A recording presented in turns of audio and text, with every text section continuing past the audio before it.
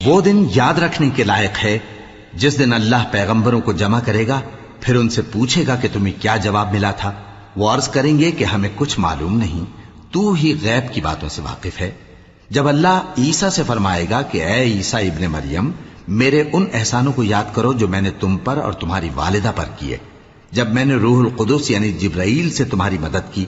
तुम गोद में और जवान होकर भी एक ही नस्ब पर लोगों से गुफ्तगू करते थे, और जब मैंने तुमको किताब और दानाई और तौरात और इंजील सिखाई,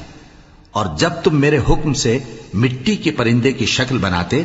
फिर उसमें फूंक मार देते थे, तो वो मेरे हुक्म से सचमुच का परिंदा बन जाता था। और पैदाइशी अंधे को और बर्स की बीमारी वाले को मेरे हुक्म से अच्छा कर देते थे, और मुर्दों को जिंदा करके कब्र से निकाल खड़ा करते थे। और जब मैंने बनी इसराइल के हाथों को तुमसे रोक दिया, जब तुम उनके पास खुले हुए